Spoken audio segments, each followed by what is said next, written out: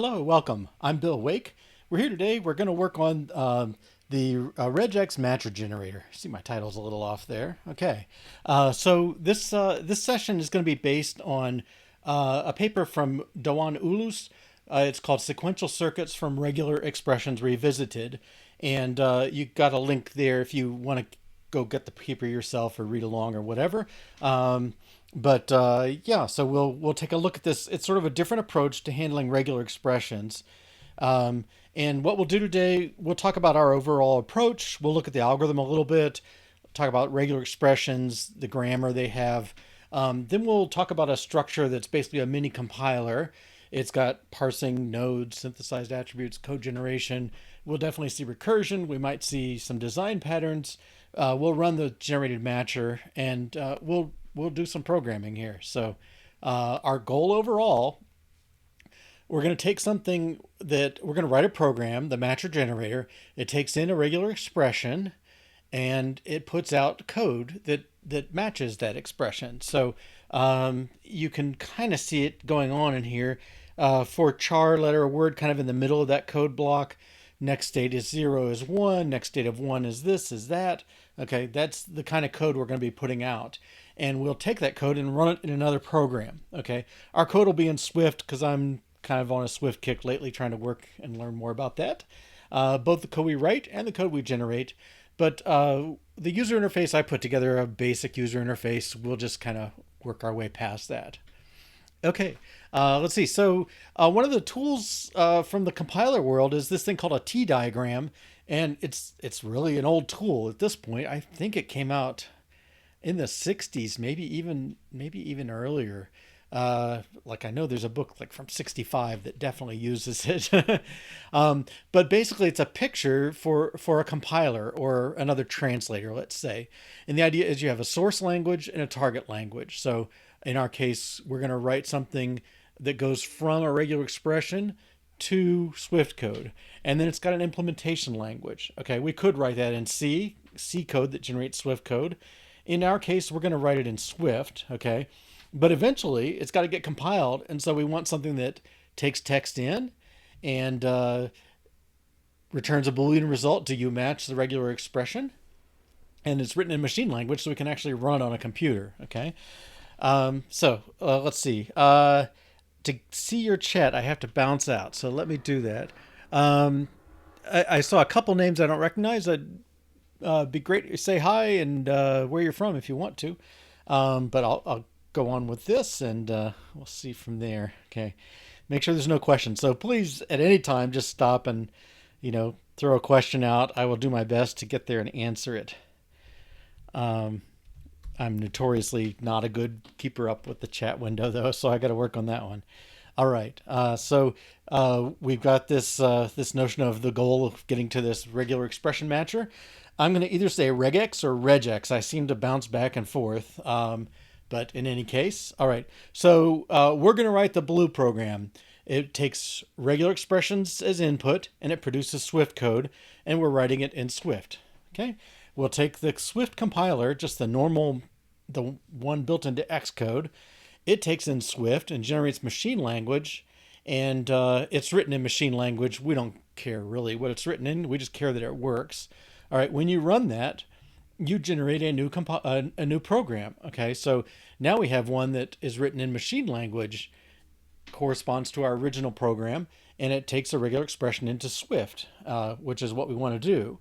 All right, so if we run this thing, you give it a regular expression, it spits out a program. It spits out this green T, and the T that it spits out is a matcher, which takes text and gives you a Boolean result, and it's written in Swift.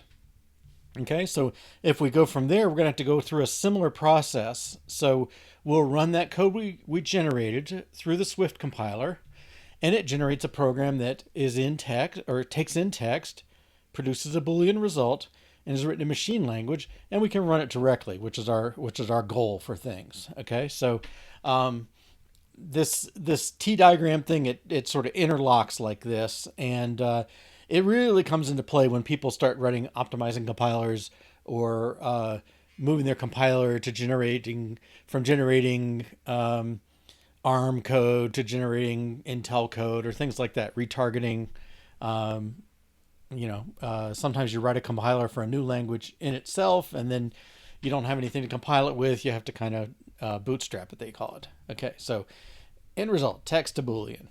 All right, now one way to do this, not the way we're going to do, but it's to say you can take a regular expression and you can turn it into a non-deterministic finite state automata. So my last few weeks on my blog, I've been writing about how to handle finite automata or state machines. Okay, same difference. And in this case, the non-deterministic comes in because we allow empty transitions, which I've written with, I guess that's Ada, right? And I should know now because it's Tropical Storm Ada, right? But basically, you can see the A, B on top, two nodes that follow each other, and you have a choice. You can either go to the A, B, or the B. So the two empty transitions say you can make either transition. We don't decide. It's non-deterministic. And if you wanted to work your way through it, one way is to kind of have a set of checkers, and every time you split, go across two empty transitions, you create more checkers, and you keep moving things along, and sometimes checkers go away, and eventually, hopefully, you match. All right. Now, if you take that machine, another way to implement it is to turn it into a deterministic machine. So the machine on the left and the machine on the right and the regular expression all reflect the same thing. The way you build this machine, or a way to build it, is to kind of work through the states and say, hey, 1, 2, and 6 are basically the same state because you can move between them with empty transitions. And so I've numbered the states to reflect the states they are a part of. But if you follow this one, you'd see every time you have to choose, you either have an A or a B. You have to kind of follow along. You don't have choices to make. Okay, but again, that's not our approach. It's not an unreasonable approach, and there's certainly lots of programs out there that use these approaches. We'll do something different today. The reason to not like it, the non-deterministic to deterministic, the problem is, depending on the expression you're working with, you can get an exponential blow up of states. Okay, because I don't know. I think like a question mark, a question mark, a question mark, a question mark. Optional A, optional A, optional A, optional A, optional A, B, or something. You kind of have to have lots of possibilities going out there as expressions. Okay, the approach we're taking is the one from the paper, and it's much more linear. So this is my kind of one slide explanation of it. We'll go into more detail later. Okay, but you take the expression going in A, B, or B repeated, followed by B, followed by A, and then you number it. You put a number after each letter and a 0 at the front. So in this case, A1, B2, B3, B4, A5, and those numbers now, they're not visible anywhere, but they represent positions.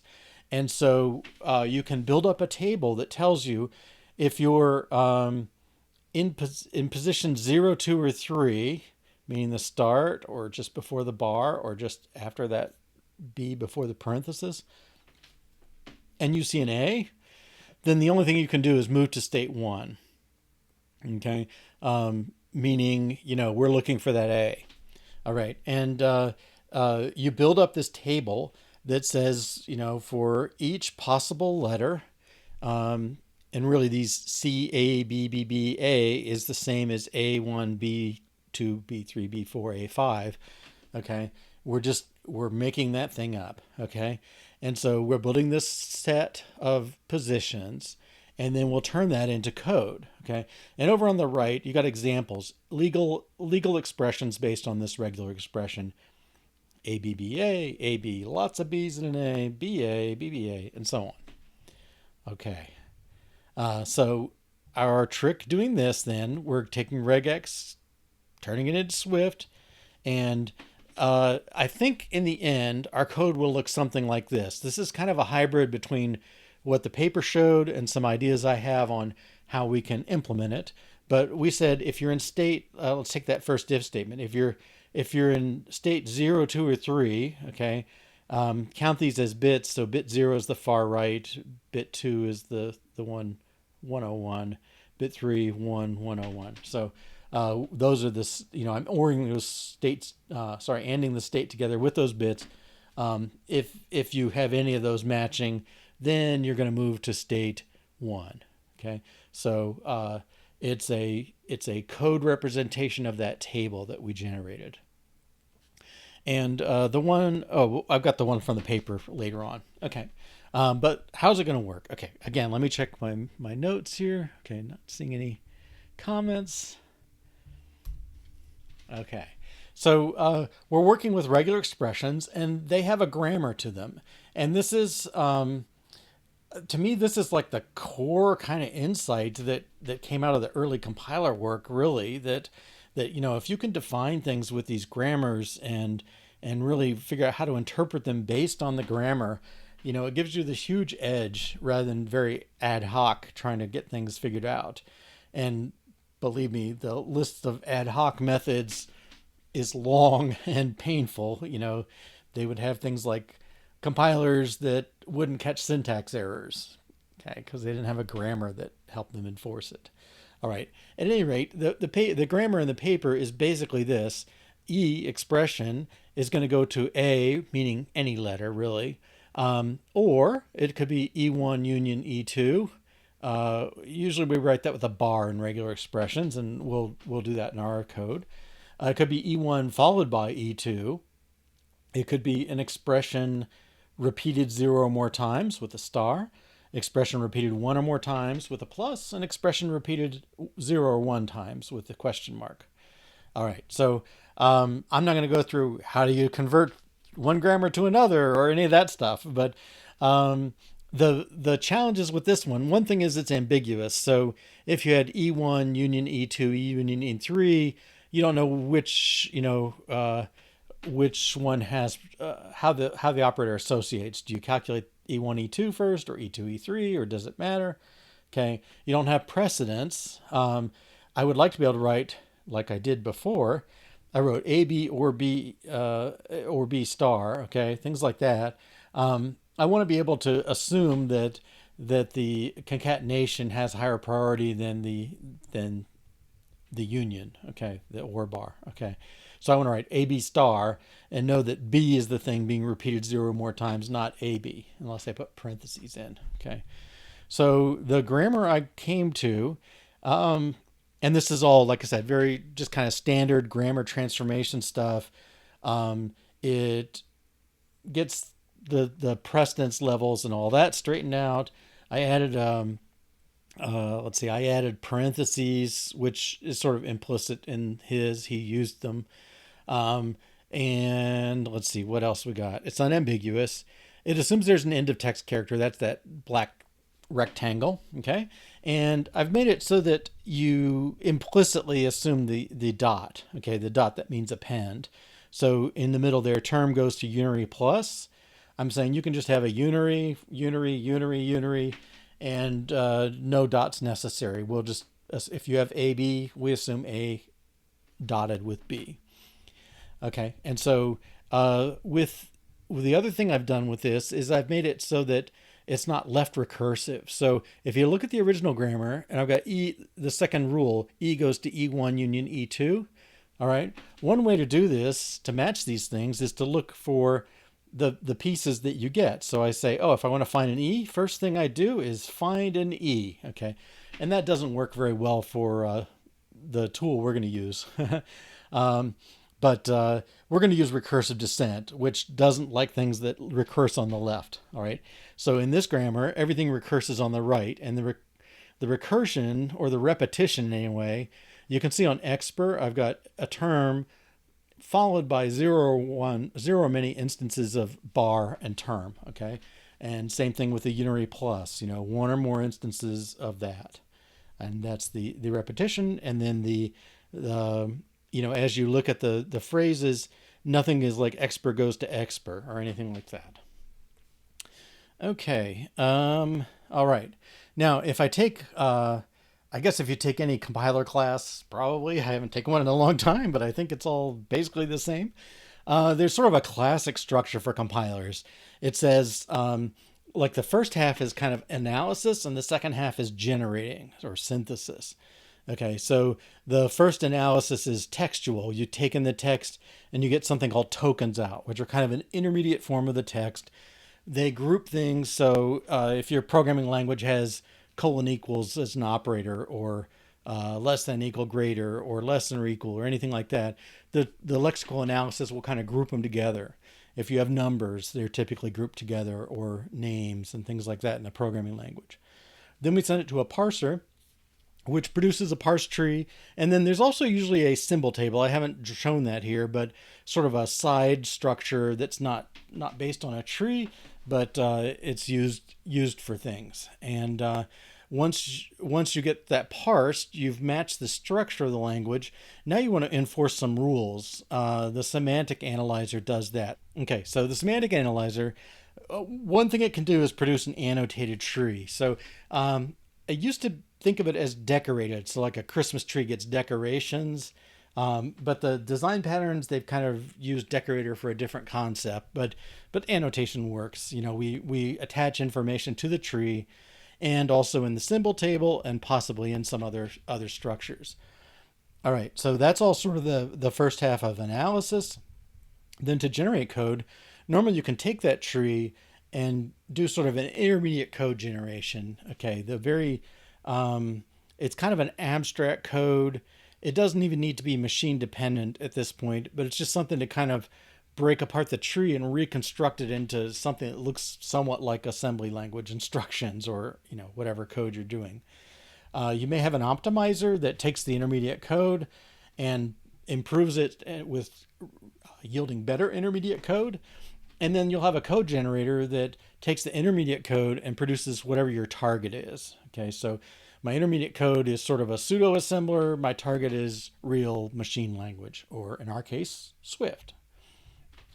Okay, so what we're going to do, we're going to simplify things. So I think the text going in is going to be a regular expression. We'll fold together the parser and the semantic analyzer. When you see the rules that get applied, you'll kind of see why, because the rules, basically the initial calculations all work from the bottom up, and it's just easy enough to do it during as a semantic analysis at that point in the tree. So we'll come out with an annotated tree, and then we'll put it into through intermediate code. And that table we had before that was like, A matches 0 to 3, transition to 1, and so on. It's called the trigger set in the article, and that'll be our intermediate code. It's not code per se, but it's a representation that matches up to our code. And then finally, we'll have a code generator that produces the Swift code. Okay, I will do this. I'm going to try and get a kind of skeleton structure, a walking skeleton that just gets us through attached to things, so we can just generate some stuff and make sure we got the right shape of things. I kind of have this, more than kind of, I have this design in mind, this classic compiler approach. I don't know how much I'll do it on that first bust through, but I will quickly move to breaking out some parser pieces and things like that. Okay, so before I leave the slides for a while, let me just point out, if you want to follow this, so we're doing this today, tomorrow, and Thursday, 1 to 3 p.m. Eastern time. If you click the follow button, it'll give you some notification, or you have the option to get some notification when things are going. So, and in the future as well. So, and I would love to have you as follower on this, even if you can't make every episode, even if I do, All right. The other way to keep kind of current with what's going on for me, xp123.com. If you click the menu in the middle, you'll see there's an update. And that takes you basically to a form where you can sign up for notification either at a weekly level or a monthly level. I'm basically producing Twitch episodes 3 times a week, and a blog article each week. So you'll get some notice about those things. Okay, so let's go back to this. We'll be referring to this again, but we're going to start heading towards managing this. All right. Let's see. Does the parser already handle invalid operators, etc.? No, right now. Let's go in the code. Okay, so I've got two bits of things running. One is the code where we're writing our compiler. Okay, and I put in, this is our compiler so far. I just put in, if you don't have any input, put out an error message, and otherwise just reverse, our compiler is just going to reverse the input string. So complete garbage as far as what we're trying to accomplish. Okay, so we will have to deal with the invalid stuff in regular expressions. So I only want to deal with well-formed regular expressions, because like if it's written funny, if it's got missing parentheses or some random operator I never heard of, like I don't know how to compile it, so there's kind of not much point to it. So I don't know, I have this instinct to be very lazy about errors and not deal with them, but it almost always pays to get to deal with it sooner, because otherwise you type something wrong and then you're staring and staring and staring and can't figure out why a semicolon's illegal or something. And if we'd had the error checking in, it would get dealt with right away. So I'm going to say we're going to do that quickly. Okay, so let me talk about the setup here. This side, so I've got three windows. Let's see. I don't know if it scrolls. So the first one is the compiler side, and when you run it runs this app in blue, the Swift Regex to Swift compiler. And if I go over one more window, one more view, I've got the second app running. Regi2 is the matcher app, and that's the one that runs in green. Okay, and there's no physical connection between them at this point. What I anticipate to do is we will compile something. So let's see, ABC. I hit compile. Okay, it reverses it because it's that's all our little compiler does. All right, and then my anticipation is I'll go in and replace. I'll just paste whatever is in the output here. The button, I don't know if you noticed, there was something that came up and said, "Oh, I put it in the pasteboard," and so I can paste it in. Okay, so I'm going to replace this text with what we compile out of it, out of the first one. Okay, and then when we run this, it does whatever it does. So right now it's matching on A. I don't know if I type cat, and check. Okay, it doesn't match the A. All right, so it gets a sad face or a sick face or whatever that is. Okay, and all it's doing is that. So when we compile, we have to generate a matcher class that has an expression, and that's the thing that gets displayed up here, and it has an accepts function that somehow basically it's input string to output Boolean. So when I had the T with text goes to Boolean, that's reflected in here. And then the rest of this app, I don't know what's interesting or not, but this it's basically putting out the pieces. So it puts out matcher.expression, it calls matcher.accepts and decides whether to put out happy face or a sad face. Okay, we're not going to work on this code per se. It's I'm sure it can be better, but this code, the algorithm code, is definitely easier for people to follow along if they're not a Swift programmer. Okay, let's see. So the other thing I'm doing in here, and I just kind of started this experiment like yesterday or the day before. Swift does have this thing called type alias, and it lets me say this name is an equivalent for this type. Okay, and so in here I'm saying a compiler's job is to convert a string, which is the regular expression in our case, to a list of errors and the target code. And for now, target code is just a string.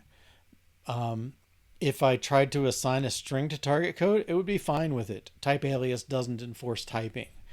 And we're going to have lots of things that could be. Okay, so let's see. So I think I put in a test. Yeah. So this one, the test is create a compiler, get the errors in code that it generates if you compile loot, and then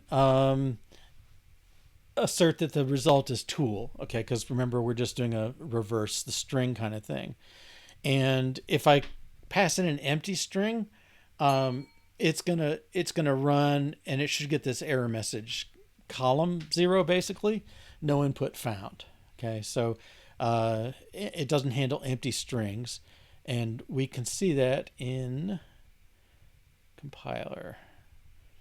Okay, right away he gets an error message if there's a problem. Okay. Let's see what else here. So one thing I've got is this drives, if I save, okay, it drives that little chyron on the bottom telling what we're doing. Okay, so all I've said I want to do is implement a walking skeleton. All right, and then really, and I'm going to kind of put these, I don't know, the bigger task is on the bottom of this stretch of things. So this thing, we got something to deal with all these phases we said we'd have. We have some error handling and the lexical analysis, which we often call a lexer, and the syntactic analysis is a parser.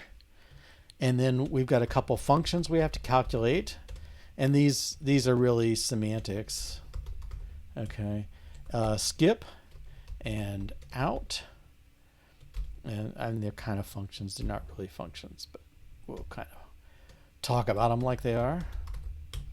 Okay, and we will need to calculate those trigger sets. Triggers, this is sort of like intermediate code, and then we need to generate target code. Okay.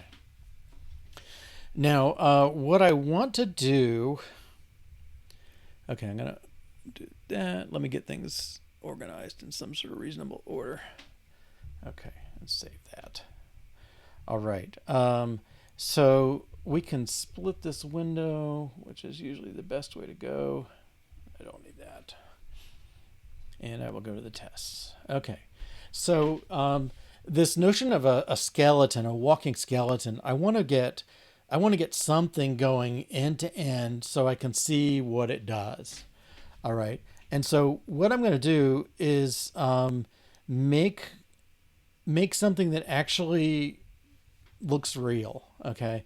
So I'm just going to compile the regular expression A. Okay. I shouldn't get any errors because it is a regular expression.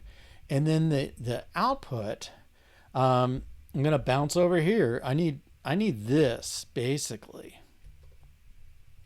Okay. Now I think Swift has triple equals or triple quotes, doesn't it? Okay, yeah, that looks like it accepted it. Okay. Okay, so I'm asserting that my output code is equal to the matcher with this stuff. Okay, now this is not the regular expression generator we're going to do.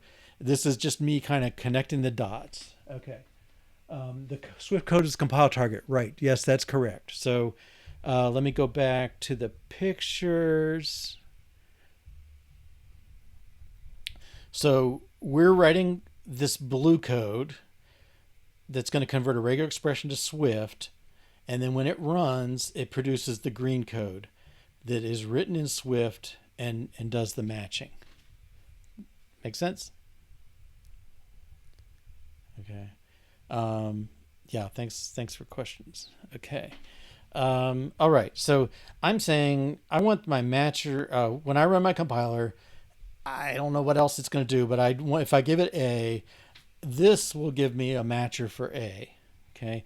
And I think the triple quote thing's the ticket. Okay. And I don't know, we can leave this for now. All right. So if I run this, I expect at least test 1 to fail.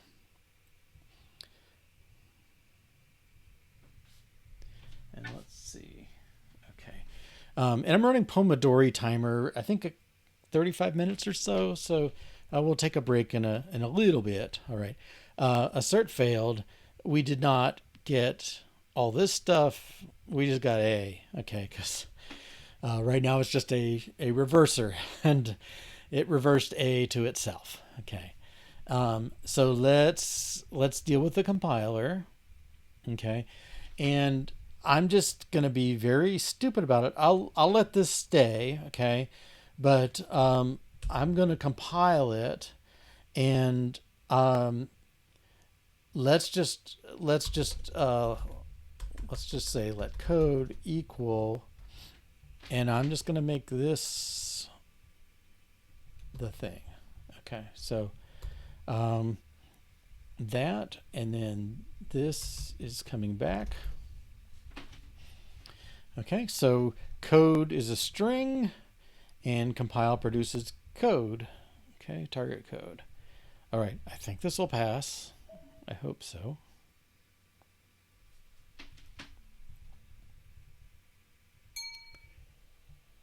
Yeah, gonna get complex. It doesn't.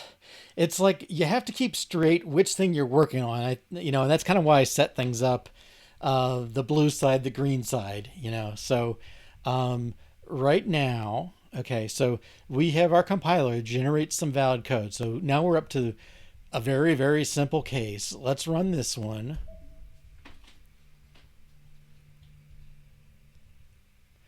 I mean, this is kind of like trying to do a compiler in 5 hours or 6 hours, whatever we're going to get. All right, so if I compile a regular expression, I expect to get some code. Okay, public class matcher, etc. All right, now I take this code and I'm going to put it in the checker. Okay, so here I am on Regi 2. This is the checker. I'm just going to replace this with this. Okay, and I hope that was everything it needed. And I run this, I'm going to run the green app. Okay, and it should be a regular expression matcher for A. Okay, so if I type A, it should be happy. Check, yes. If I type AB, V, it should be sad. Okay, and if I give it an empty string, he's sad too. Okay, because empty string doesn't match A. Okay, so we're through. Like, okay, if all you wanted was a regular expression matcher for A, you'd be all set. All right. But what I have now is my compile. I sort of proved end to end my blue to green process. Okay, even though this code is not the code we want to write for a regular expression matcher at all, and we're gonna have to change it at some point. But I think it's an improvement. Okay, and so this TDD style, I'm going to bounce back and forth tests and code, but one of them, and it's like we have this A here. Okay, where did that A come from? Well, that A is really input. Okay, so I don't know. There's sort of moves you can make in TDD, and this one's a generalization. So I'm sort of generalizing from one instance. I could write another test that checks for B and say, "Oh, B didn't work. Let's unify it." But instead, I'm gonna do what I need to do to just kind of generalize it from one case. Okay, the input is showing up twice. Okay, and so I think of this as my tests are over there as sort of a jig or something that just kind of checks the shape of it, and it still has the same shape as far as it's concerned. I believe if I run my tests, Command U, okay, they should pass. Always good to check. And then if I run this, okay, before I had one that always compiled everything to A, even if you type B. All right, now if I type B and I compile it, okay, it's got a B matcher. All right, and we could replace this. Okay, and that's going to be the characteristic way this goes. We'll kind of generalize. Sometimes we generalize from 0 cases, sometimes from 1 case, sometimes from a number of cases. Okay, is how I think of these sort of TDD moves. Okay. All right, now let me move this. I don't know why, I just like the compiler or the real code on the right. Oh, sorry, the test's on the right and the row code on the left. Okay. So now what I have, this to me is kind of my code generator part. Okay. It took in something, but it does something as well. So I'm gonna make this a method.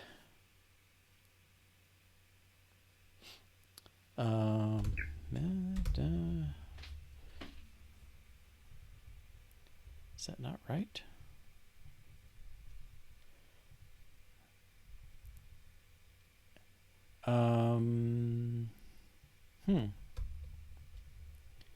Well, okay. I'm going to extract it manually because I think the triple quotes are throwing it off. All right. So what I'd like to do is I'll define a method.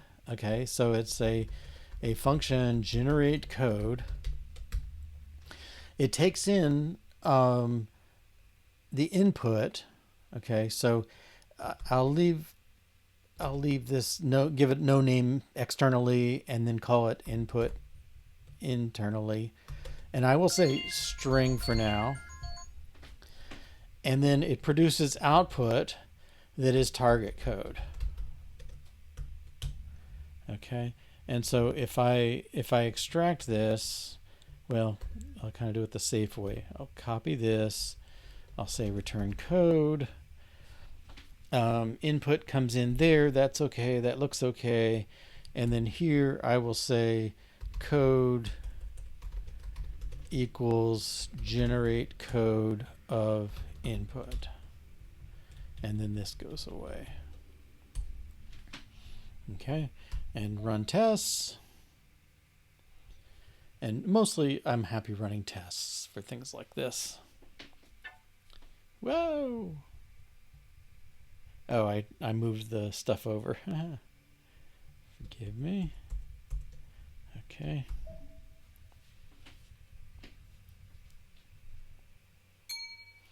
All right. So I had all those boxes for pieces of my compiler. Now I can see the generate code is sort of that code generation last one. All right. That timer bell was saying like, let's take a break. Basically I'm setting up, we've got a 2-hour session, so we'll have 2 breaks in the middle there. So this one, and we'll just take 2 or 3 minutes, just enough to get a drink or whatever. So see you in a couple minutes. Bye. Hey, welcome back. All right. So what we're doing so far, we're working on this, where I said our initial approach. So I'm trying to get the pieces of a compiler to emerge out of this. And this is, this is really kind of preparatory refactoring. So one way to refactor is you implement a bunch of things and then you realize like, oh, there's all this duplication. I should eliminate duplication. And you go ahead and do it. Okay. And that's a perfectly reasonable situation. It happens all the time. There's another way that says, I've got a design that should go in fairly easily, but I'm not really set up for it yet. And if I just did a little bit of refactoring first, the new code would pop in much more easily.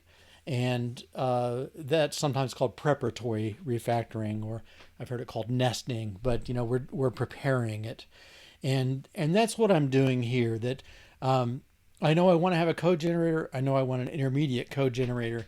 And I know I want this annotated tree, this parser going out. So I'm going to get the pieces to kind of pretend like they're there, and then I'm going to flesh them out so that they're really there. All right. So we can see in our structure here, this is, who knows what this is, but we can see the code generator. Okay, so now let's put in that intermediate code generation. All right, it takes a tree and it converts it to intermediate code. And really, our code generator should take intermediate code. So let's make that happen first. So right here, this string, it's not just arbitrary normal strings. It's really intermediate code. So let's just make an alias for now. And the reason I'm using these aliases, I feel like it's giving me a quick way to make up a type that I don't want to structure yet. So I know string is not good enough for intermediate code, I know it's not, well, it's almost good enough for target code, but, this thing is going to evolve. But for now, I don't have to make it evolve. Okay, so let's change this type to intermediate code. Okay, so now I'm saying a code generator takes in intermediate code and it produces target code. And that sounds like, oh, that's getting to where that's the final state of things. Okay. All right, now let's work on the intermediate code. Okay. So intermediate code, let's let intermediate code equal input. Okay. And then let's pass intermediate code through. Okay. So perfect little refactoring. I guess I could have extracted thing. Let's do that properly then, right? Okay. Is it V? Have I forgotten my refactor? Oh, I don't have extract a variable here. Okay. Well, we'll do it manually then. Let intermediate code equal input and generate intermediate code. Okay, and it's just a refactoring. I'm going to lean on this and let the test tell me if everything's okay. Okay, and they are. Now I'm going to try the same move I did with generate code. Man. Oh, the refactoring in Xcode is really wimpy. Okay, but we can do the same thing. So I'm going to say public func generate intermediate code. Okay, its input is, well, for now it's a string, and its output is intermediate code. All right, and for now, we're just going to return the input. All right, and my claim is this will be the same, and so I'll let this equal generate intermediate code of input. Okay, and we'll run that. So I'm just taking these quick refactorings. I don't know if I even need, almost like I don't even need to explain them as I go, just do them. All right, so generate intermediate code. Now this looks like a relatively poor name. Are you gonna let me rename? Okay. Oh, I updated my compiler and maybe I lost my refactoring setup. I had put some keystrokes in for all these standard refactorings, but this is going to be generate target code. Okay, and I'm just trying to make it communicate better. So generate target code takes in intermediate code and spits out target code. That sounds like what I want.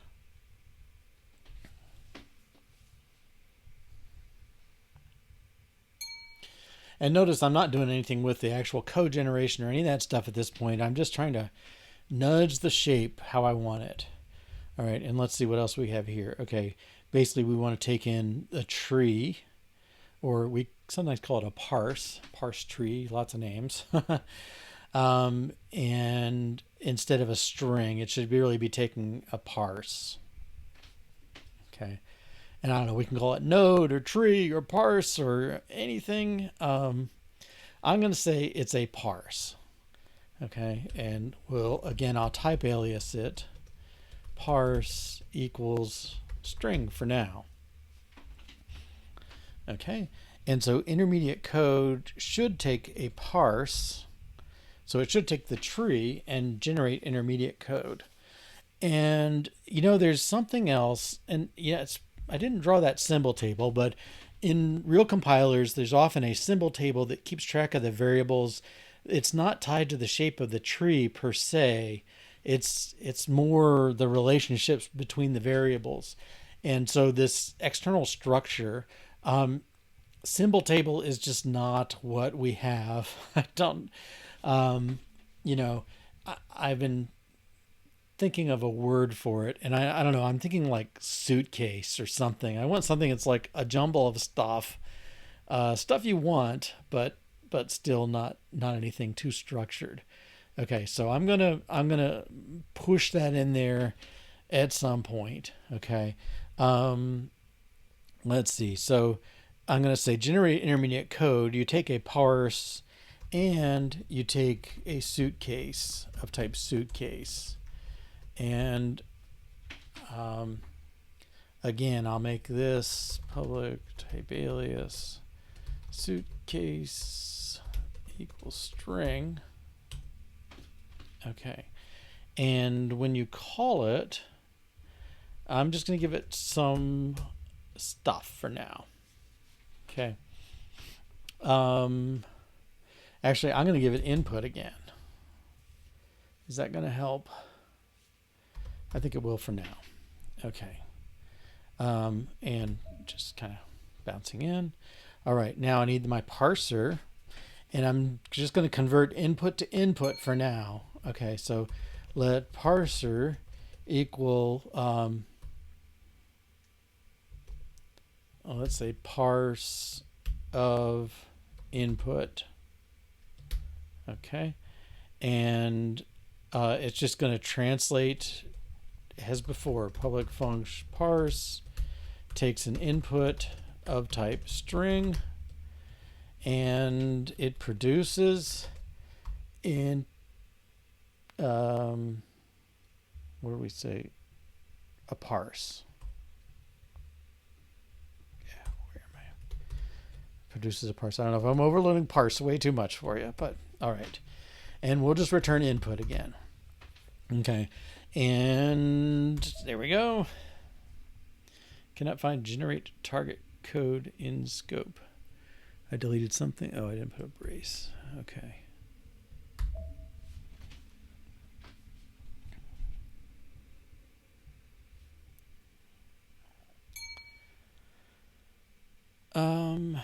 This we want, let's see, I think this, I don't know if I can use the same name twice. Can I? Okay. I'm going to parse and I'm going to take the input. Yeah, no, you can't call it the same name. All right, this one I'll call parser. Okay. Oof.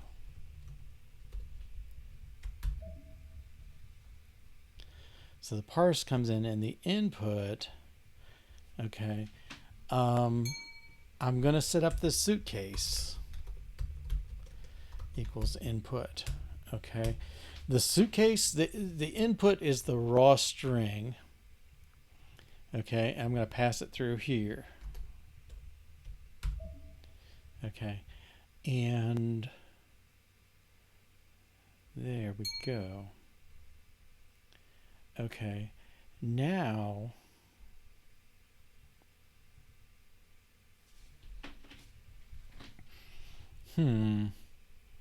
okay, we haven't put in lexical analysis. I don't know if we'll need it or not. I said maybe later, but I want to get these inner types fleshed out a bit, but now I have a structure, okay, and this reflects my sort of generic compiler structure. The suitcase, the parse is information that's embedded in a tree. So if I look at our regular expressions, let's see, where's our grammar? They represent a tree. So if you think of the factor as being a leaf, a letter at the bottom, and then you have A followed by B, that's the term is unary plus. You got a unary and a unary, all right, and each one of those is a factor. That sort of tree structure, because we have a recursive structure here, okay, notice factor can go back to expression and back to the top and be a whole internal whole new expression as well. It basically forms a tree. Okay, now a regular expression, mostly this looks like regular expressions, and you could sort of imagine a grammar for these things, even though they don't usually get grammars, but you could imagine it working that way, except this, this expr is now recursive, and that sort of makes the difference between a regular expression and a programming language, basically. That we need, when we match with a if we want to match nesting like parentheses, we need that extra depth. Okay. Now The suitcase, let's see. Um, okay, so what I'm thinking suitcase is, there's a couple things that need to come through. So one is we numbered stuff back way back here. There. Okay. Remember, we numbered all these letters. Okay. We need to keep track of how many of them there are. Okay. Because we need to manipulate these numbers. Okay. So that's kind of one thing we want in our suitcase is that. The other thing we want in our suitcase is the original input string because we need it. We need to display it here. This is not code per se. This is just like what were you searching for. Okay. So um, let's make sure um, let's make sure. I would like to make sure that the intermediate string shows up in the result. Okay, so if maybe I'm getting ahead here. This intermediate code. I guess what I'm saying is the intermediate code needs to know the original string.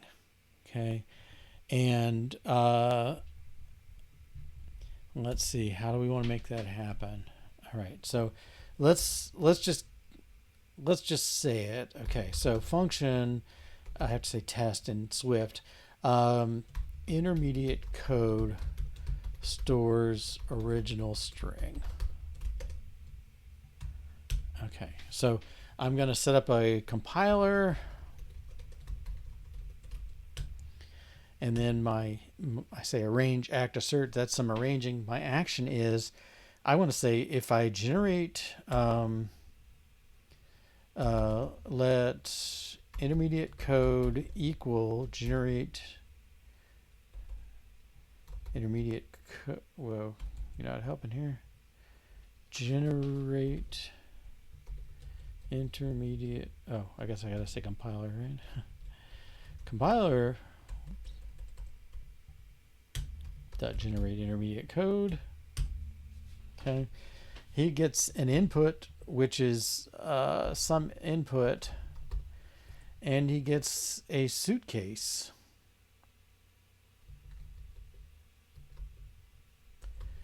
Okay, and then in the end, and we got some setup to do, but what I'm asserting is I would like to be able to say that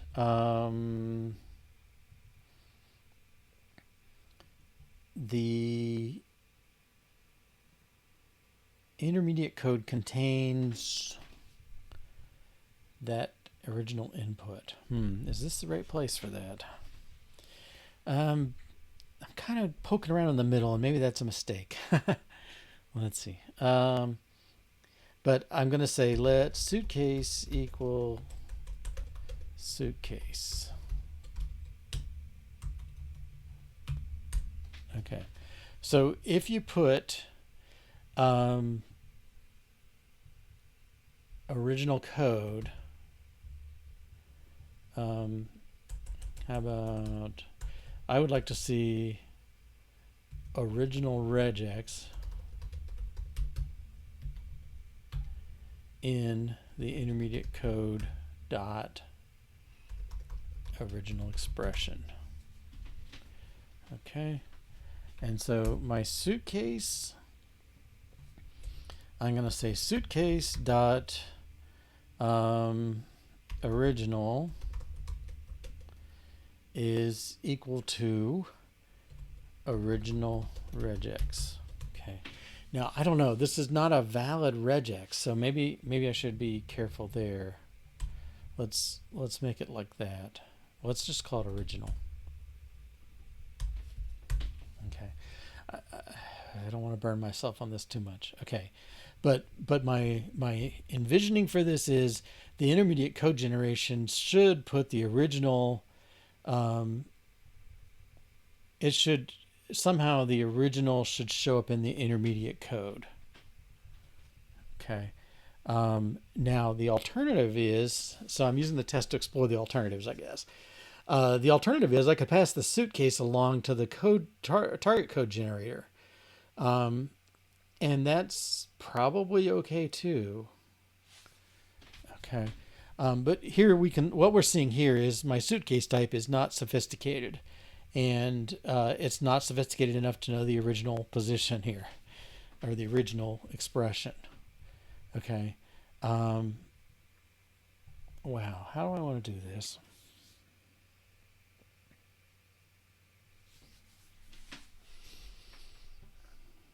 Okay. Now you find out where I did not go through and do this once already. This is us doing it live here. So let's see. So if I ask the intermediate code for the original expression, it should know it. All right. And the suitcase should know it. So I'm going to make my suitcase type more complicated. And I can put it in here for now. But we'll split it all out when we get to the refactor piece. So I feel like he can be a struct even. We're just kind of a data bag at this point. And what he contains is an original, and it really is of type string. Okay, and that goes away. So I'm saying I'm going to make this new struct. It contains the suitcase, it just contains the original string. It sure is handy, and here we're using it. The compiler doesn't quite sync up fast enough. Okay, what's the complaint here? Okay, let's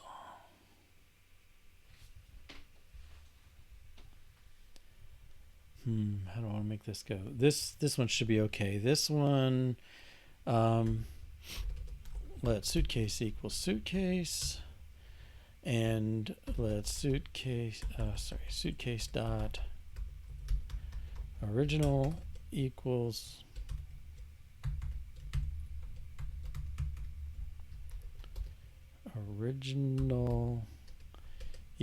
input. Okay, does that clean it up enough? Number name. Oh yeah.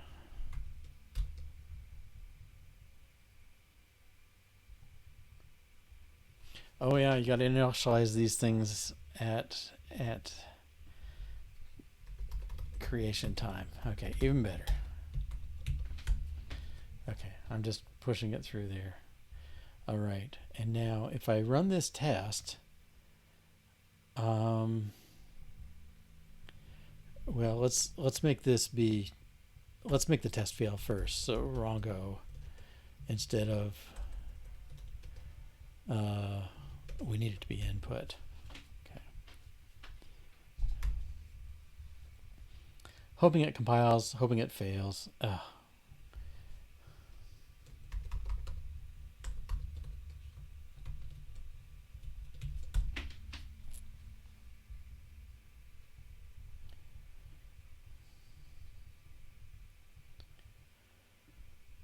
Okay, original. Am I spelling it right?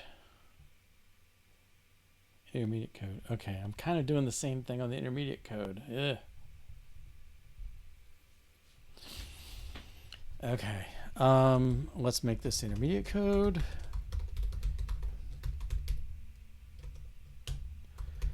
And it's going to have original expression of type string. Okay, intermediate code is here. Okay, now this thing is supposed to produce intermediate code, and we want to get the input in there too. So let's get the let's just call it code of type string, and here we're going to produce we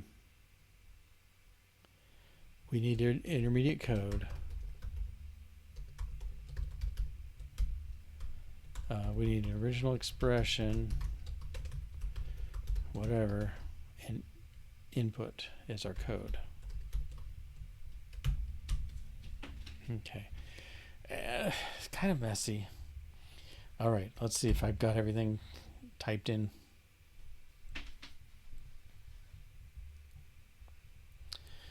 Okay, should fail, yeah. And yeah, that's going to mess up too because code generation doesn't. I don't know if I'm making things worse or not.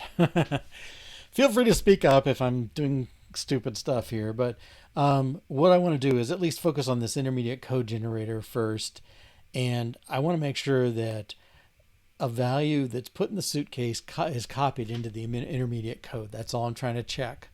All right, so if I put it in the suitcase, okay, test still fails because it's not copied. All right, because here I just put whatever instead of pulling it out.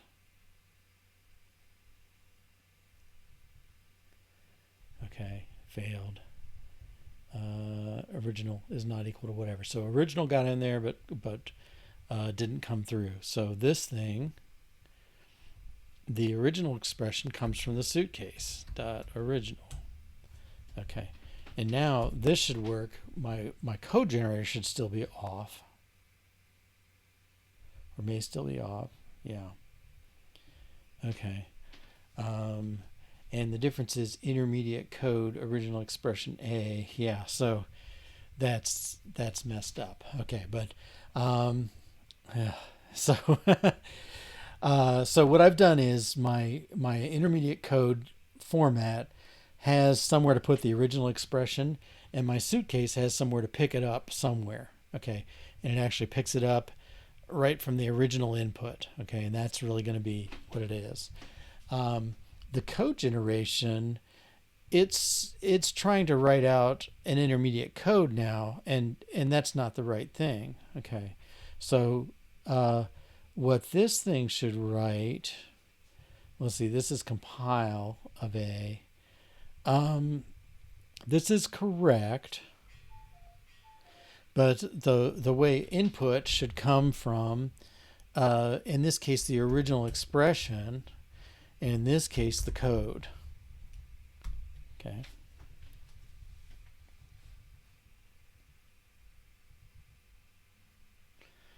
Okay, so I'm kind of working back to front, and maybe it shows. If you have intermediate code, it consists of original expression and some code. Okay.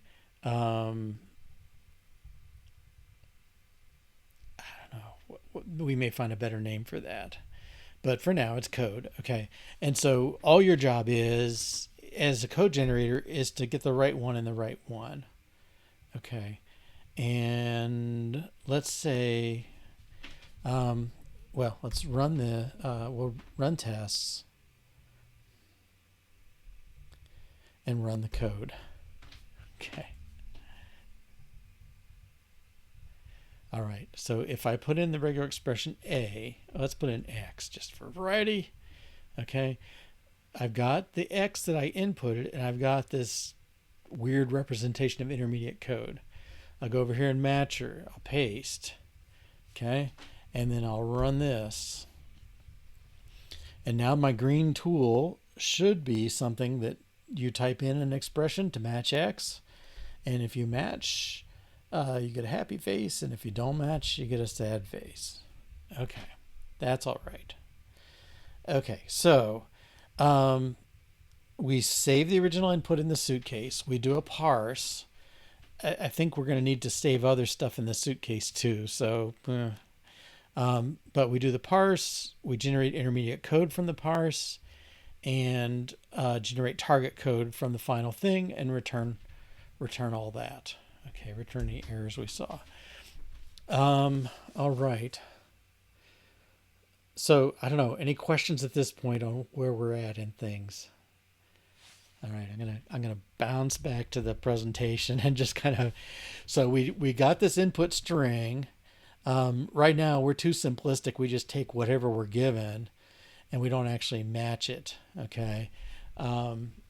We only match it as a string, not as a regular expression. Okay, but in terms of the compiler, we have a code generator that you give it some sort of intermediate code, not our final version, but intermediate code, and it produces target code. And we have something that you give it a parse, whatever that means, and the intermediate code generator will work with it.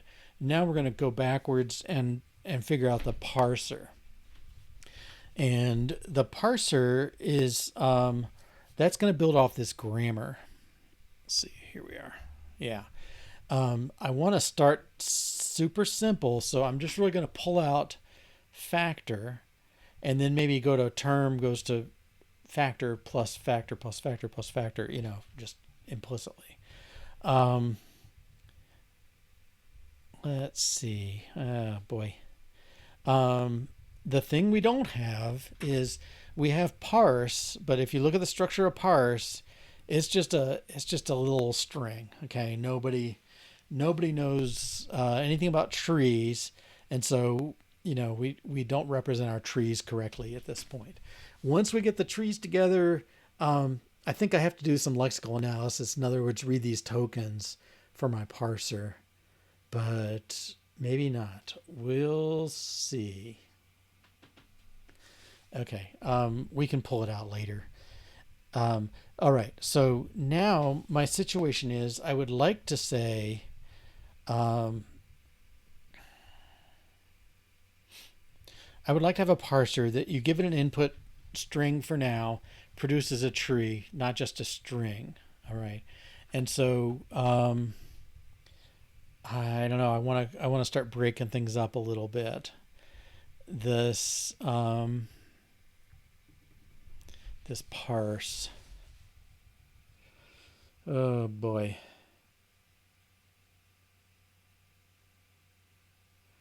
Okay, so I don't know. What I'm going to say is a parse is going to be some sort of tree structure that you can walk and find out what's in it. Okay, and we'll just almost take that as a separate task. At some point, I got to break things up a little, and let's see.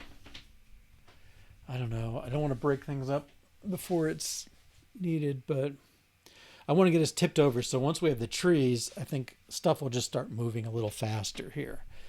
Okay, so if, let's see, I think I can put my test in here for now. Let's do a parser test.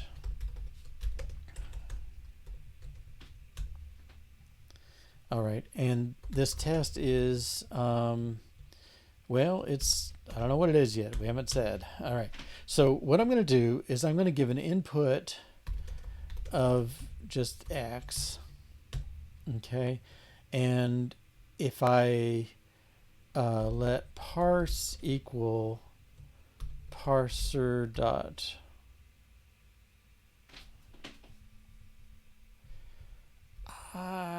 normally we say parse. Let's let tree equal parser dot parse. Whoops. Okay, parser dot parse. We'll need a new parser of input dot parse. Okay, and if I it's okay, the class doesn't exist yet. If I say tree, I want to make sure that X is tree.value. Okay.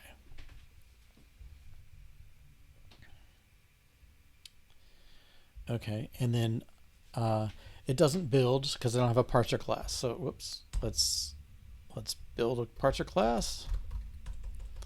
Public class parser.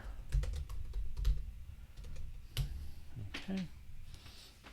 And it's got to take an initializer that takes an input of type string and does something. And then it's got to have a parse method.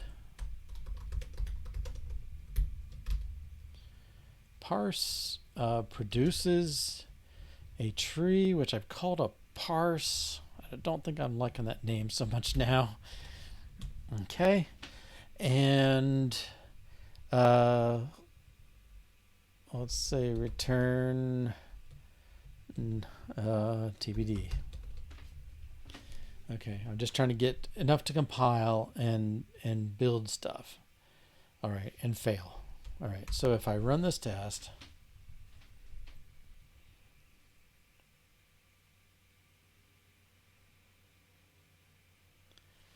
build failed. Oh, my trees don't have values. Yeah. Let's pull parse down here as well. Okay. Let's make public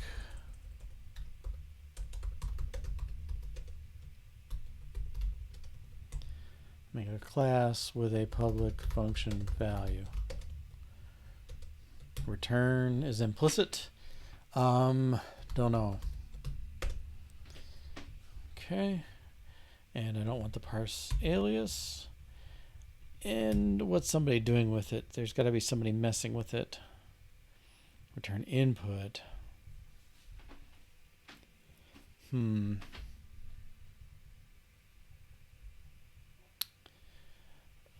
You know, I'm gonna work with a new type for now. I'm gonna leave this one here. Public type alias parse is string. I'm not gonna break stuff for now. I'm just gonna get this bit working. Okay, I'm gonna call this tree for now. Okay, and he's gonna return tree.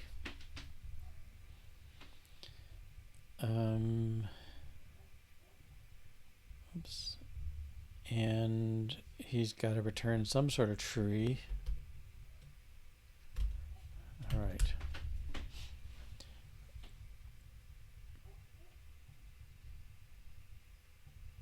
Value of type parse.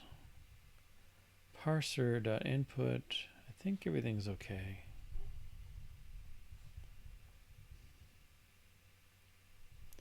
Build failed. Cannot convert string to type equatable.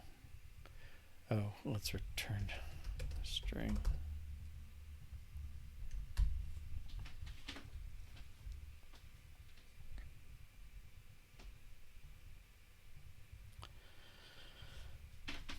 Okay, now please run my test. Oh, I gotta make him exit test case.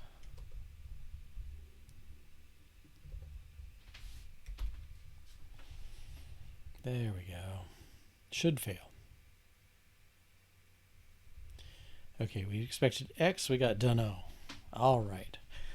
Let's build this up. Okay, so the initialization has an input tree. Okay. Well, let's make tree store something. So when you build a tree, you've got to give it the value.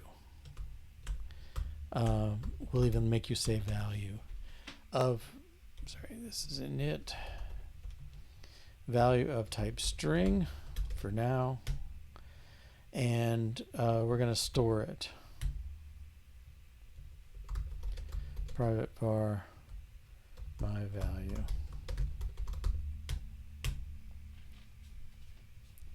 Okay, so my value equals value. Okay, this is got to be something. Okay, and instead of this, we're going to return my value. Probably can be done better. Missing parameter value. Okay, please put that in.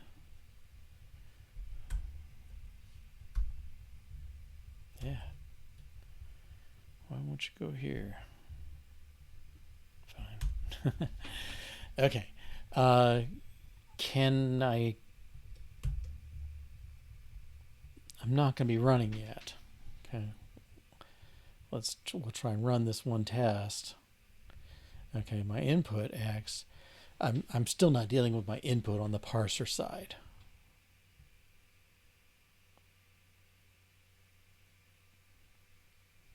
Okay, I guess the build succeeded, but the test failed. Okay, X is not equal to something.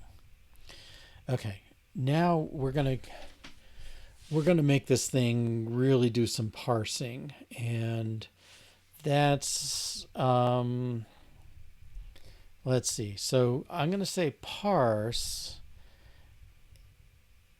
What I'm gonna do is make a character that comes ahead of things. So let's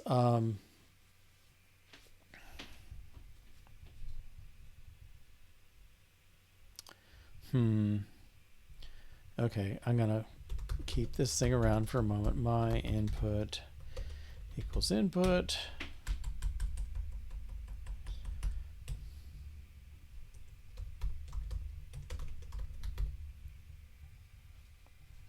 Okay. And in parse, we're going to call this function next character, and we're going to keep track of the character. Okay, so var, well, we'll make it private, var ch, this one's a string, and ch, I don't think I can make a character out of this. Okay.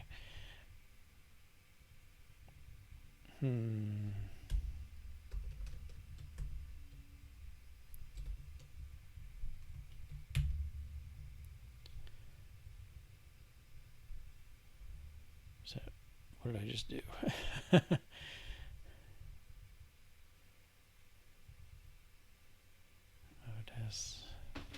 It's not what I wanted to do. Controls this space. All my shortcuts are kind of blown out. Edit emoji. Thought I did that. Oh, they're in my wrong window. Okay. So if you have this character, did I use this recently enough? Maybe this will work. Okay, let's just use this square. Just to put something in there and manage it for now. Okay. So basically I want to handle the case of a simple value. And what I'm going to do is I'm going to first initialize things.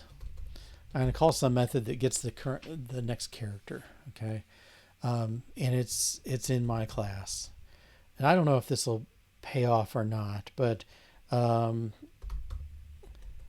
function next character does returns nothing, does something. Okay, and it's going to say let's keep track of the position. Position equals 0. Okay. It's going to say if well,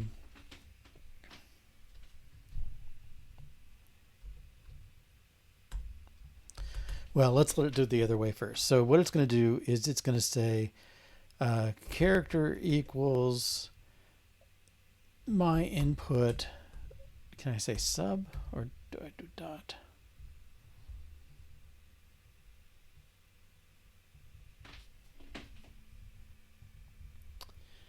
I think I can say sub on a string, right? Can I say sub input sub position? Okay. Can I string.index instead?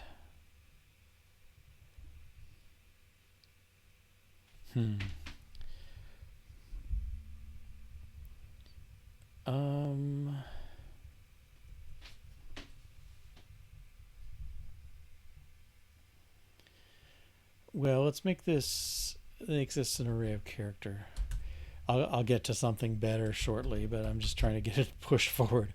Okay, and I feel like maybe my step's a little big. Okay, this is input dot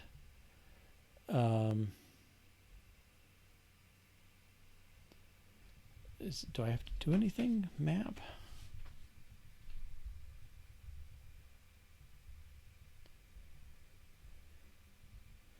I don't know if there's a split or a map.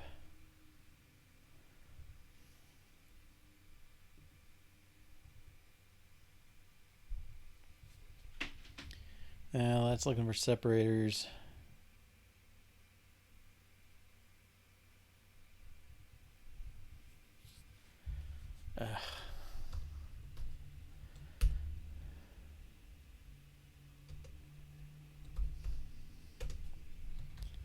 Okay.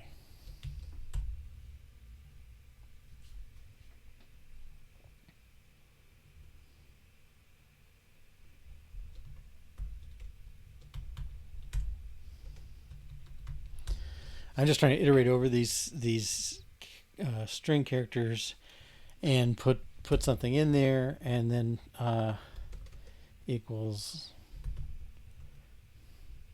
do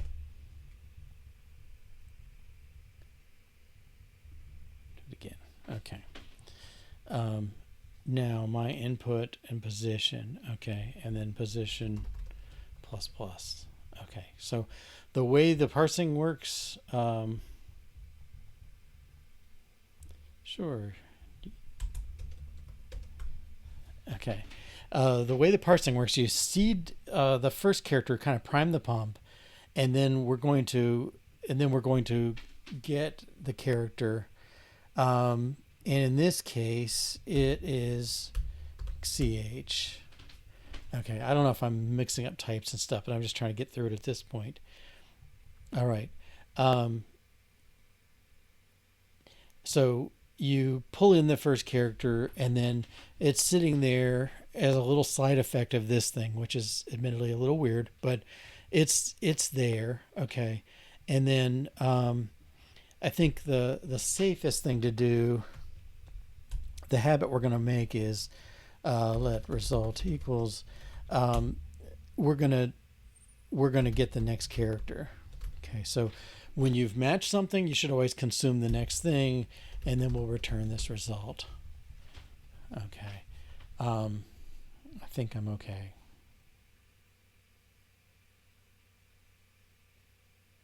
Build and test.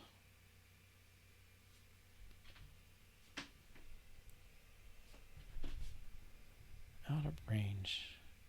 Okay, yeah, that's this next character thing. I feel like I forgot to set my timer too. All right, so the real thing is here, I'll have to guard it too. So if position is greater than or equal to my input dot count, okay, then we're going to do this.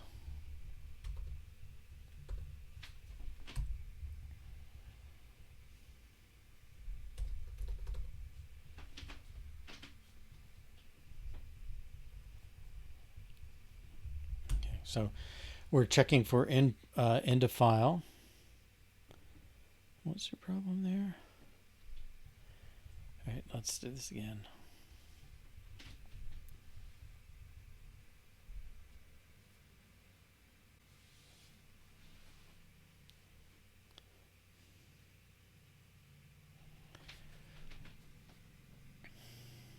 Okay, green. All right.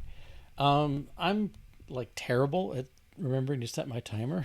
I had it all set up for 35 minutes and forgot to hit go. So let's just take like a quick break, 1 minute break, 2 minute break. I'm just going to go grab a quick drink of water and be right back. So just a 1 minute break there. What I want to do then is I'm trying to build up the parser. I'm ignoring the rest of the stuff. I just want to get this parser moving on substantially, I guess. And the normal thing for this is to have this notion of an end token. Because you have to read ahead one in your stream to know what you're looking at, we give a sort of a funny character, or there's other things we can do, but we'll just call it a funny character for now at the end of the stream. And if you ask for anything after the end of the stream, it just keeps coming back and saying, I'm just the black square. I don't know anything. Otherwise, we're reading it off here. Okay. This stuff with the character and managing this, all that, that's really the lexical analysis part. And seeing it in here makes me kind of wish it were uh, over over in some other class. But we'll get the parser going first. So we've done the tricky part here, and maybe I need to connect it in at this point. I don't know, but um, we've parsed our factor. Okay, so the way these go is the pattern is you assume you come in with the value you're looking for. So you're set up to go, and then you consume it, and then you leave the next character ready to go for the next method. All right, so we're going to have this kind of top level thing. This stuff here, this part, is really it's really kind of our factor. All right, so let's extract a method, and I'm just going to call this factor. And I don't know, I like to read these things top down, and they like to extract them above. But I'm going to assume you parse, and then you're going to return a factor. But the thing I want to enforce, okay, so let's see. So here, the current character is used as the value of the tree for the factor. All right, and then we've read next. We're actually going to be hopefully at end of file. Okay. And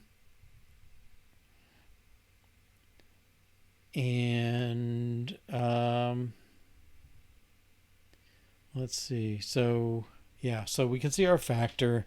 I guess talking about the error handling also makes me nervous here. Okay. Let's accumulate some errors. Okay.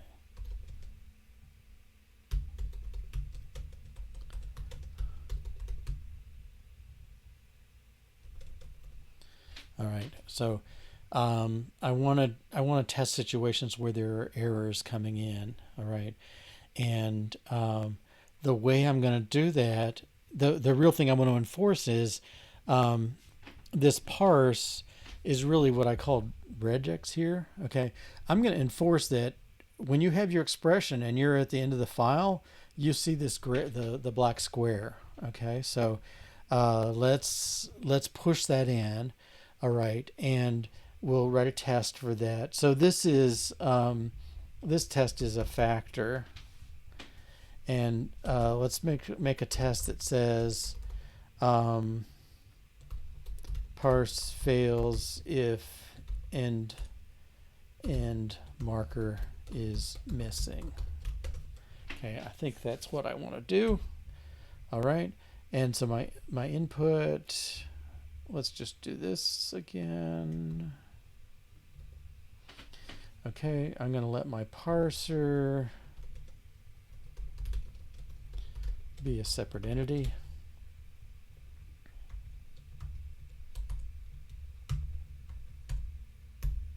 Okay. Trees parser.parse. We know from this one that we'll get the tree with the X in it that we wanted. All right, but I'm going to try and get another tree out of it, get another factor out of it. No, let me do something different. Let me say X, and then let's just put a right parenthesis. Okay. We should get an error message out of this thing. So assert equal. I expect an error message that says extra characters at end. And this is if I look in the parser.errors. Okay. And errors sub-0. Okay. Parser has no member errors. Well, it does. Okay, so I'm saying I got X right bracket. I say parse.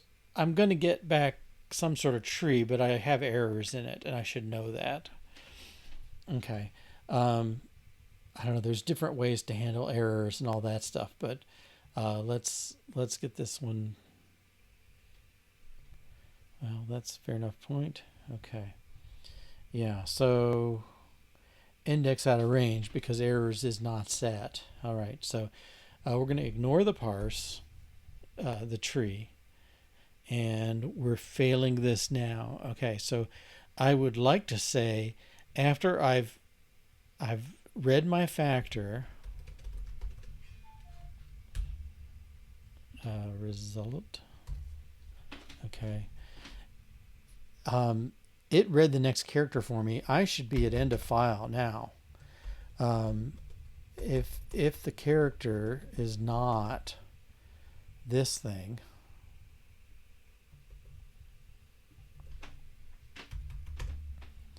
okay, then I've got something bad going on. I'm going to return results still. You could argue we shouldn't, but all right. If the character is not that, then we've really got errors.append extra characters at end. Okay. Cannot var errors. Okay. All right. And I think this should pass now. I think they both should pass.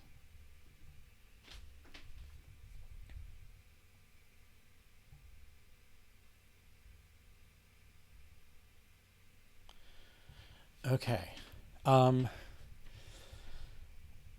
Right. So the fact, what we have coming out now is you feed in an input string here, and when you call parse, you get this tree back. Now, right now, our tree is one node. It's just this node with the character in it.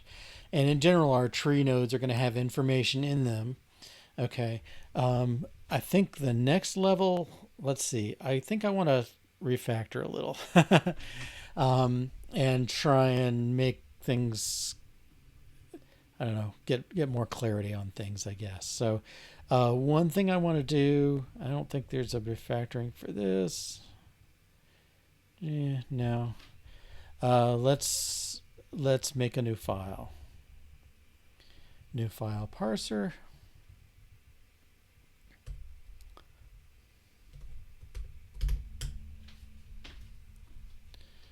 Okay, and we're just going to pull this stuff in.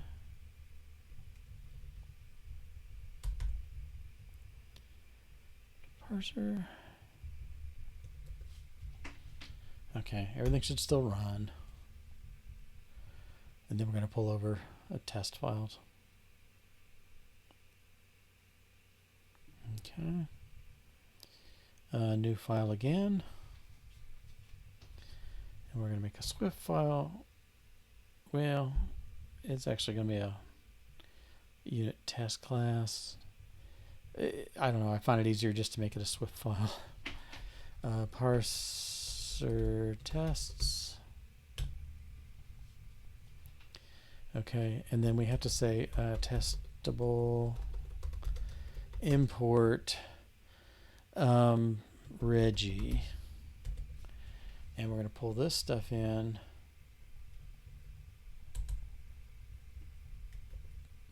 And I called it tests with an S. Okay, I cannot find XC test case in scope. What do I have to import XC test? Okay, I'll run all tests.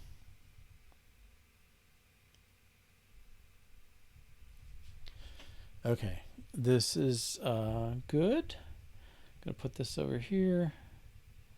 Close this one for now, and we got parser. Okay, and I'll just commit. We've done a lot of work.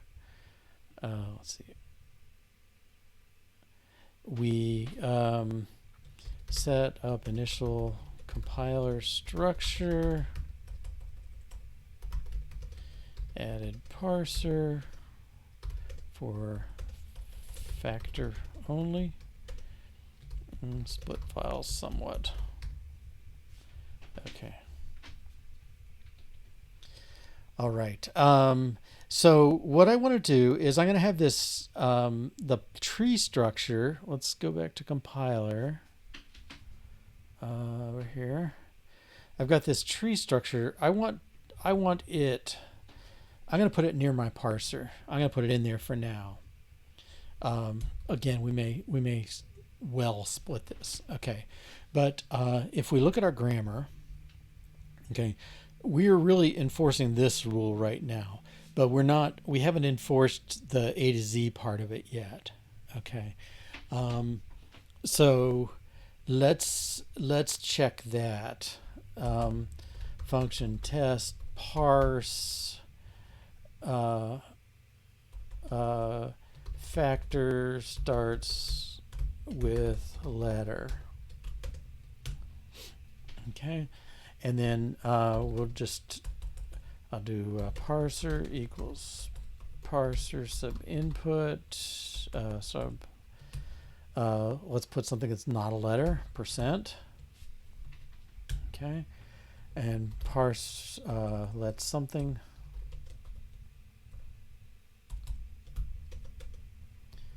parser.parse. I guess woof. Okay, and then I'm going to assert on the tests again. I expect to see unexpected character.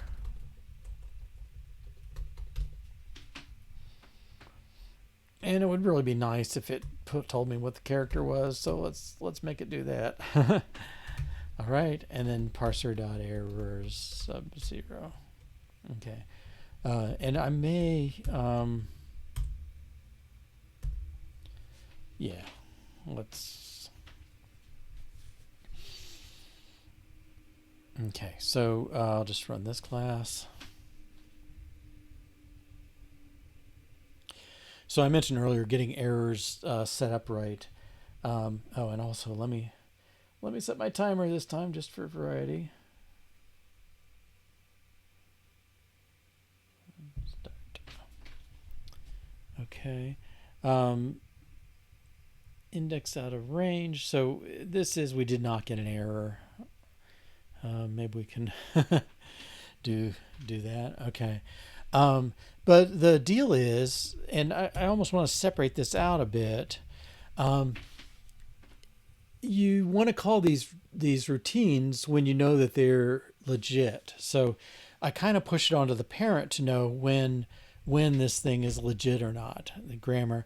So up here I'm calling it, well, this should probably be parse. Our parse method gets the expression, checks for the end thing. We would like it, right now we're calling parse calls factor. We would like it to only call factor if factor is legitimate. Okay, so we're going to enforce that here. Okay, so if character, let's see, I don't know if I want to, how I want to do this. Let me just cheat and assume ASCII and character is less than or equal to Z. Then I do this. Okay. Else, well, how do I do this? Okay, fix these.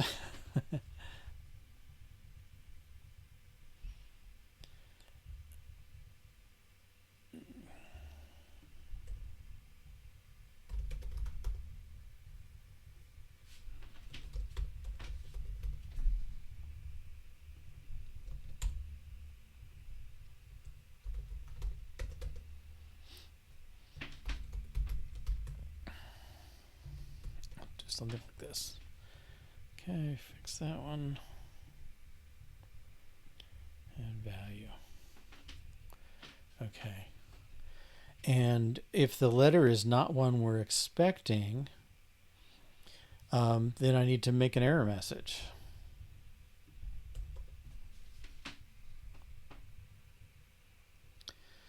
And the error message is unexpected character.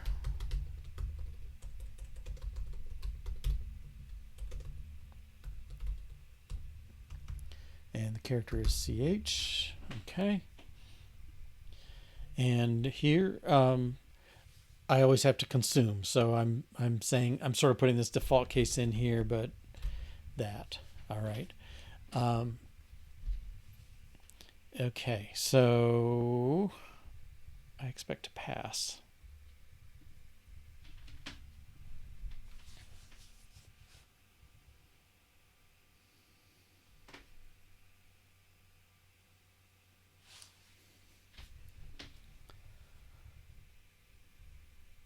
Did you run the test? It's supposed to make noise. Build succeeded. Oh, slow. Okay. All right. Yeah. So if I didn't do this, whoops. Yes. All right. Try again. Run tests. If I didn't do this, I'd expect to see extra character at end. Okay. Let's put an assert in. We expect to get one thing in parser.errors.count. Okay. And if I don't do the next CH, I expect this to say there's two things in there. Yeah. Okay. So this is fine. All right. So I'm handling the errors as I go through. So we're there. I don't know, this tree, the result, I don't know, maybe I should just be optional to return my result. But that's okay. So one thing I can do is let me pull this down. This I can just have a little method that fails, you know, and that helps a little bit. But I think I'm going to let that be as it is. All right. So if you have the right kind of thing, we get it.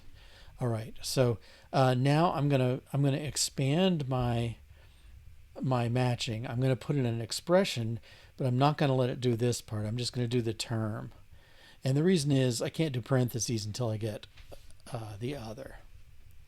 Okay. So what I would like to say is I would like to extract this as a new method. And that's my term method.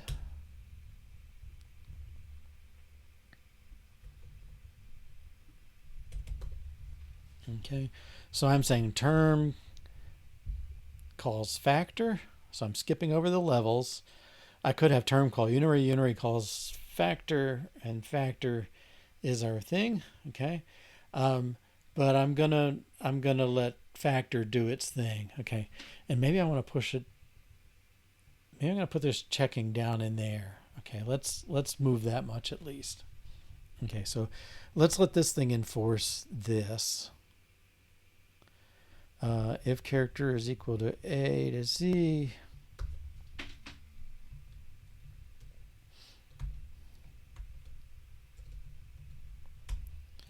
let result equal next character. Okay, so this is our result down here. Okay, else let's do this.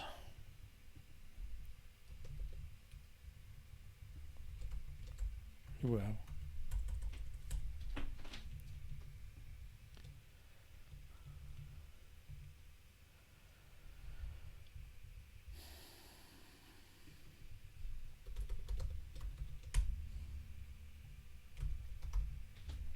Okay, so I'm moving the checking down. I think that'll be the right way to do it.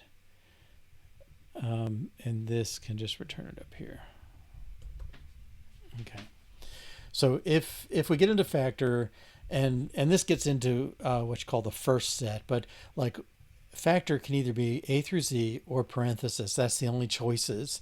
You can't start with a bar or a plus or a star or anything like that. So if it's A through Z, we're gonna pull whatever character it is into the tree and return that tree, and then set up the next character. And so when term calls factor, the next character is there ready for anybody to look at. Okay. Otherwise, we have this unexpected character. We're just going to skip over it. We'll add it to the message. And then this is kind of an error tree, I guess you'd call it. But we're all kind of in the same boat right now. Okay. Yeah. So let's take this out here.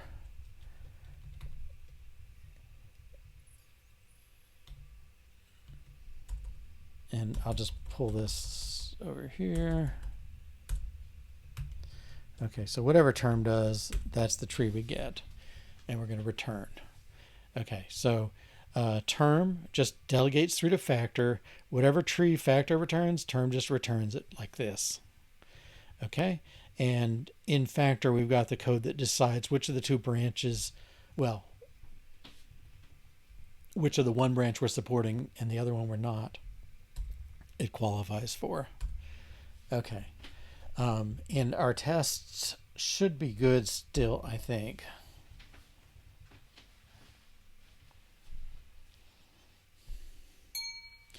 Okay. Right. So at this point, we've got some of our grammar. We're matching A through Z there. We've got the term doing just passing through. The thing I want to deal with next is parentheses. Okay, so I'm working my bottom up approach here. We expect to see left parenthesis expression right parenthesis. Okay, and so we'll let's test for parentheses. Factor can be parenthesized. Okay, and I imagine we'll have some sort of combination of this stuff. All right, so let's do the expression A in parentheses. And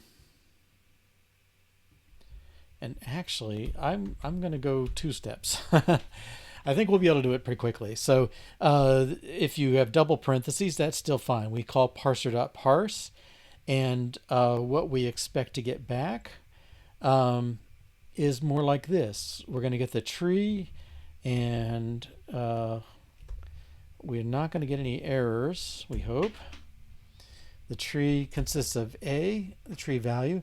The parentheses get ignored because in the tree structure, we don't really need parentheses. And this is tree. Okay, so we're saying if you pass in parentheses, left, A, right, the tree, when you parse it, should just be a simple value A, whatever was at the leaf. All right, and this will certainly fail.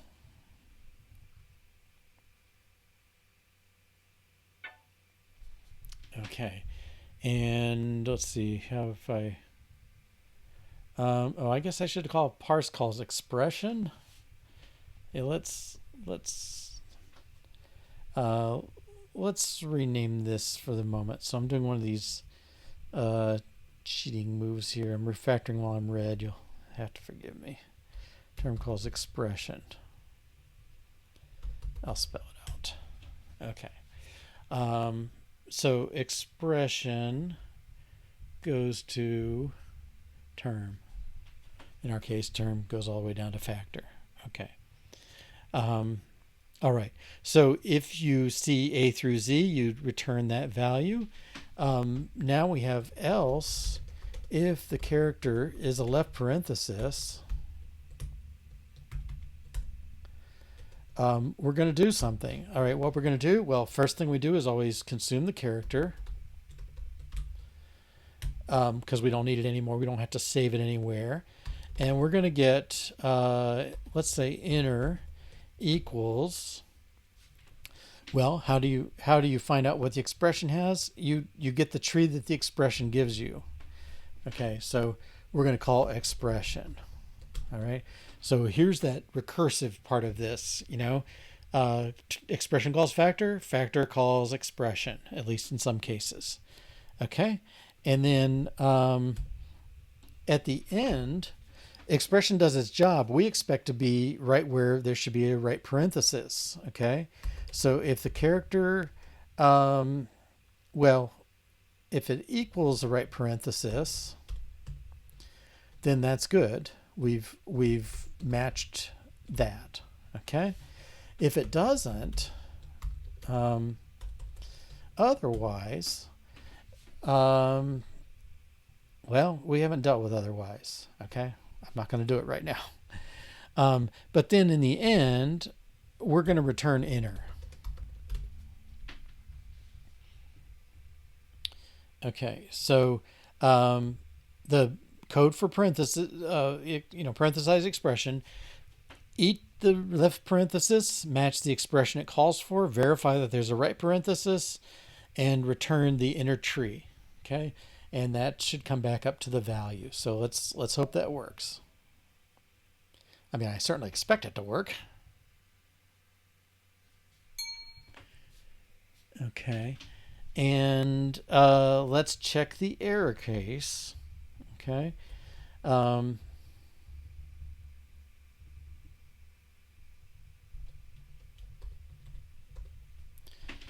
right. Error for missing right parent. Okay. So I'm just going to leave one out. And I don't really care what the parse tree is. I just care that this is correct. Okay, so I expect one error that says missing right parenthesis. Okay, and we'll ignore this. All right, so I think this test should fail. I mean, I started to write the else clause, so I'm pretty clear where it goes.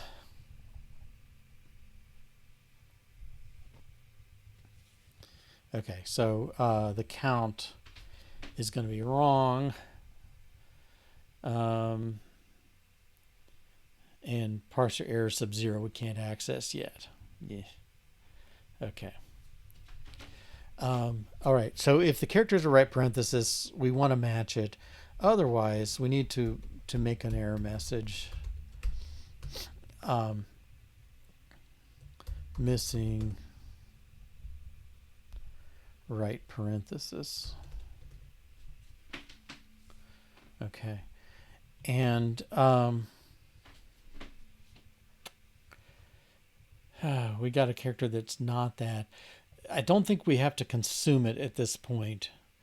It's just going to be there for somebody else, and they may have an extra thing or something. Okay, so let's run them.